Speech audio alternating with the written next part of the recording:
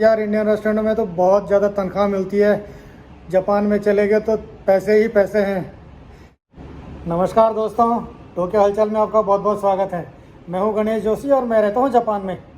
दोस्तों, आज आपको इंडियन रेस्टोरेंट के बारे में कुछ जानकारी दे रहा हूं। जापान में जो इंडियन रेस्टोरेंट हैं तो उनके बारे में कोई जानकारी दे रहा हूं। पहले भी मैंने एक आध वीडियो बनाया है, तो जिन लोगों ने वो देखा नहीं है वो भी देख लेना। लेकिन उससे आगे मैं कुछ और जानकारी आपको दे रहा हूँ। अगर आप जापान आ रहे हैं तो प्लीज़ ये वीडियो को ज़रूर देखना, आपके बहुत फ़ायदेमंद की चीज़ होगी। बिना ये वीडियो देखे हुए जापान मत आना, ये मेरी आपको सलाह है। तो लेट्स सी दोस्तों, पूरा वीडियो देखना। दोस्तों, ये वीडियो मैं स्पेशली उन लोगों के लिए बना रहा हूँ जो इंडिया से जापान आना चाह रहे हैं, खासकर इंडियन रेस्टोरेंट में। इंडियन रेस्टोरेंट का मैं आपको व्यू दिखा दूँगा पहले कि किस तरह से होता है, किस तरह से अंदर से दिखता है रेस्टोरेंट। ज़्यादा बड़े नहीं होते हैं इंडियन रेस्टोरेंट, छोटे छोटे ही होते हैं। 50 सीट, 60 सीट, 70, 80 सीट के रेस्टोरेंट होते हैं, ज़्यादा बहुत बड़े बड़े नहीं होते हैं। ये देखो दोस्तों, इस तरह से सेटिंग रहती है। सीटिंग अरेंजमेंट इस तरह से रहता है। लगभग 90% तो लगभग हर जगह ऐसे ही रहता है। कोई छोटा रेस्टोरेंट रहता है तो कोई बड़ा रेस्टोरेंट रहता है, लेकिन सीटिंग अरेंजमेंट लगभग सबका इसी तरह से होता है। आप कहीं भी जाओ, किसी भी रेस्टोरेंट में जाओ, और ये आपको अंदर की तरफ ही किचन दिख जाएगा। किचन जापान में लाइव होता है, ऐसा नहीं कि किचन हाइड हो गई। किचन लाइव होता है कि ताकि लोग देख सकें कि किचन में क्या क्या बन रहा है, खाना पीना। जापान में अधिकांश किचन लाइव ही होता है, चाहे कोई भी हो। तो देखो यहाँ पे तंदूर है और ये सामने आपको दिख जाएगा। ये जो रेजी बोलते हैं इसको जापान में, बिलिंग मशीन जो होती है इसको रेजी बोलते हैं। देखो इसके अंदर ये पैसे हैं, इस तरह से अरेंजमेंट करना पड़ता है। 5000 का, 1000 का, 500 येन, 100 येन, 50 येन, 10 येन, 5 येन, 1 येन, इस तरह से जो है। तो ये हर किसी रेस्टोरेंट में इस तरह से होता है। यहाँ हाथ से पैसे लेने का कोई सिस्टम नहीं होता, चाहे छोटा रेस्टोरेंट हो, चाहे कितना भी बड़ा रेस्टोरेंट हो। ये क्रेडिट कार्ड की मशीन है और ये सामने पे इसका है। जैसे ये ऊबर वगैरह आते हैं जो डिलीवरी वाले, जैसे इंडिया में होते हैं जोमेटो, स्विगी, ये इस तरह का है मशीन। इस पर आता है सारा ऑर्डर इस तरह से। तो ये मैंने छोटा सा आपको लुक दिखाया कि किस तरह से होता है रेस्टोरेंट। ये बाहर का एरिया इस रेस्टोरेंट का जो बाहर दिख जाएगा, ये बिल्कुल सड़क पे ही रेस्टोरेंट है। और सच्चाई आप जान लेना, ऐसा ना हो कि आप वहाँ से आपने बड़े बड़े ख्वाब देखे फिर यहाँ के आप पछताओ।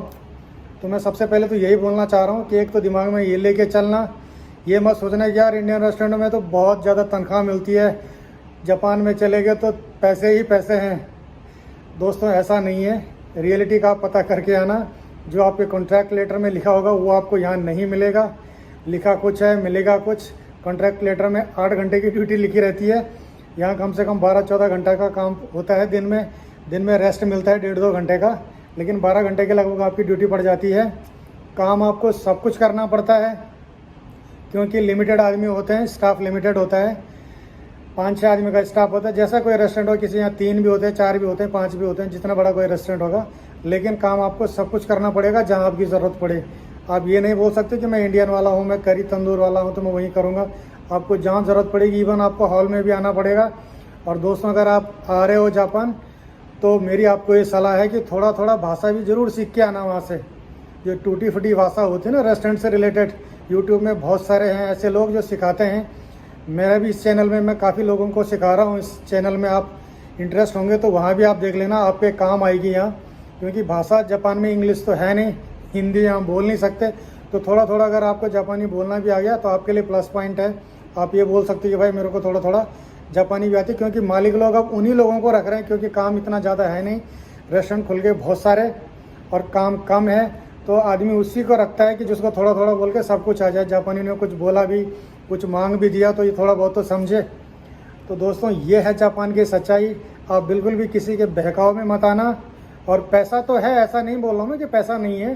तनख्वाह ठीक ठाक है, किसी रेस्टोरेंट में तो अच्छी तनख्वाह है, लेकिन वो आपके ऊपर है कि आपके पास कौन सा मालिक आता है, किस कंपनी में आप आ रहे हो। इसलिए कोई भी चीज़ को रियली में पूरा चेक करके आना। और जो आपका वहाँ की मेंटलिटी है उसको वहीं तक रखना। दिल्ली एयरपोर्ट में यहाँ से आने के बाद पूरा सब कुछ काम करना पड़ता है भाई। तो आपको हो सकता है मेरी बात पिंच हो रही हो, मैं आपको डिमोटिवेट नहीं कर रहा हूँ, लेकिन मैं सच्चाई बता रहा हूँ। क्योंकि मेरे को 18-19 साल हो गए जापान में, तो मैं नहीं चाहता हूँ कि यार कोई आए, हमारा भी फ़र्ज बनता है कि कोई नया बंदा इधर आ रहा है तो उसको कम से कम रियलिटी का पता तो हो कि हाँ यार ऐसा भी होता है, ताकि अपना माइंड बना के आया वहाँ से। तो दोस्तों ये था आज का वीडियो। अगर आपको अच्छा लगा हो, पसंद आया हो, जानकारी अच्छी लगी हो तो प्लीज़ लाइक, शेयर और सब्सक्राइब ज़रूर कर देना। Thank you very very much.